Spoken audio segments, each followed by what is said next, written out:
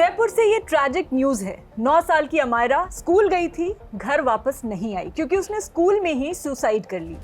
एक नए CCTV video ने फिर से सवाल खड़े कर दिए हैं। क्या ये सिर्फ एक ट्रैजिक इंसिडेंट था या बुलिंग के वार्निंग साइंस हम सब देखकर भी बार बार इग्नोर कर देते हैं?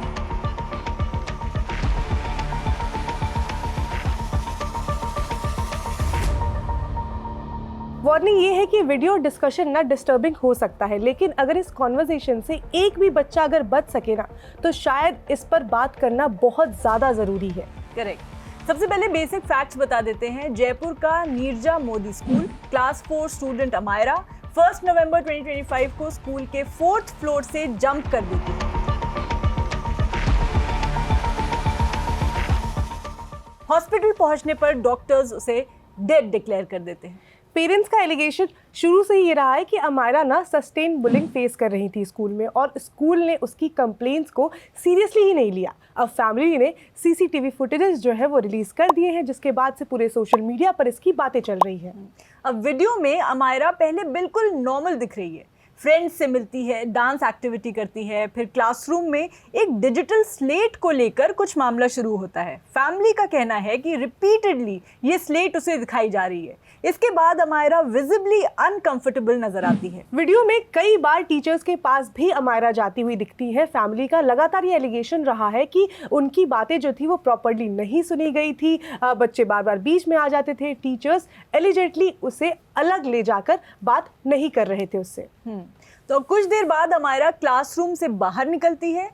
पेरेंट्स का एलिगेशन है कि उसके पीछे कोई इमीडिएटली नहीं गया। बच्ची दौड़ते हुए क्लासरूम से निकली है लेकिन कोई उसके पीछे नहीं गया और कुछ देर बाद वो 4th फ्लोर से जंप कर देती है। स्कूल ने पहले भी एलिगेशंस जो थे वो डिनाई किए थे। इन्वेस्टिगेशन चल रही है और फैमिली अब प्रिंसिपल और स्कूल मैनेजमेंट के खिलाफ स्ट्रिक्टर एक्शन की डिमांड लगातार कर रहे हैं।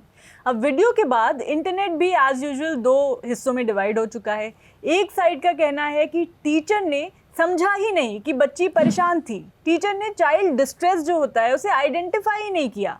यहाँ उसका जो क्लासरूम मैनेजमेंट है वो फेल होता दिख रहा है।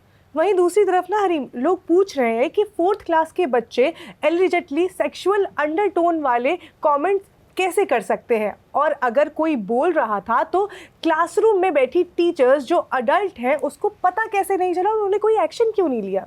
सही बात है। स्वर्णा, एक लाइन हमें बार बार सुनने को मिलती है कि बच्चे हैं, मजाक कर रहे होंगे, लेकिन बुलिंग एग्जैक्टली इसी सेंटेंस के पीछे छुप जाती है। जो बच्चे हों या इवन अडल्ट्स, बुलिंग के डिफेंस में बोल दिया जाता है कि अरे बस हंसी मजाक चल रहा है, तो ये पूरी तरह गलत है और फिर इस तरह के इंसिडेंट्स होते हैं। डिफरेंस ना बहुत सिंपल है। रोस्टिंग में दोनों हंसते हैं, बुलिंग में सिर्फ एक हंसता है और दूसरा चुप हो जाता है। मजाक के नाम पर बुलिंग करना, किसी को अनकंफर्टेबल कर देना, ये लाइन कहाँ ड्रॉ की जानी चाहिए, कैसे पता चलेगा? तो बुलिंग सिर्फ मारना या गाली देना नहीं होता है। रोज किसी को एम्बैरस करना, निकनेम्स देना, बॉडी शेम करना, इग्नोर करना, ग्रुप से अलग कर देना, ये सब भी बुलिंग का ही हिस्सा है।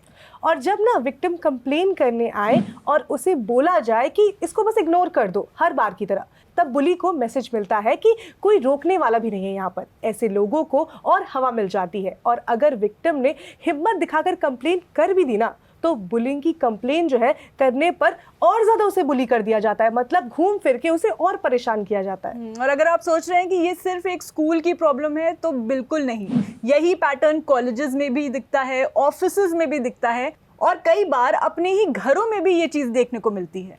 तो रिसेंटली ना हरी में एक केस सामने आया था जिसमें कि जून के महीने में एक टीसीएस एम्प्लॉय थे अमित अभय नाम से, उन्होंने अपने घर पर सुसाइड कर लिया था। पुलिस को उनके रूम से 2 पेज का सुसाइड नोट मिला जिसमें उन्होंने work place harassment, public embarrassment, humiliation, काम के मौके ना मिलना और कोलीग्स के झूठे कंप्लेंट्स लगाने के एलिगेशन जो थे, इन सबको मेंशन किया था। इस मामले में पुलिस ने 3 एम्प्लॉयज़ के खिलाफ जो थी वो एफआईआर भी रजिस्टर की थी और मामला जो है वो अभी भी चल ही रहा है। और इससे पहले अप्रैल 2026 में कानपुर के 23 साल के लॉयर प्रियांशु श्रीवास्तव ने डिस्ट्रिक्ट कोर्ट की 5th फ्लोर से कूदकर सुसाइड कर ली थी। मरने से पहले उन्होंने व्हाट्सएप पर 2 पेज का हैंड रिटन नोट शेयर किया था, जिसमें बचपन से पिता की तरफ से मेंटल ह्यूमिलिएशन और एक्सेसिव स्ट्रिक्टनेस के एलिगेशंस लगाए थे। उन्होंने लिखा था कि सालों के इमोशनल ट्रॉमा ने उनकी मेंटल हेल्थ पर इस तरह का असर डाला है कि अब उन्होंने सुसाइड कर ली उसके बाद। तो अगर हम केसेस गिनवाने लग जाए तो इस तरह के केसेस ऑफिसेज में आए हैं, घरों से आए हैं, स्कूल से आए हैं। तो हर स्कूल में एंटी बुलिंग पॉलिसी की जो है हरीम बात होती है और हर स्कूल में होना भी चाहिए। बट मेरा सवाल ये है कि क्या जयपुर वाला जो स्कूल था, क्या वहाँ पर एंटी बुलिंग पॉलिसी थी?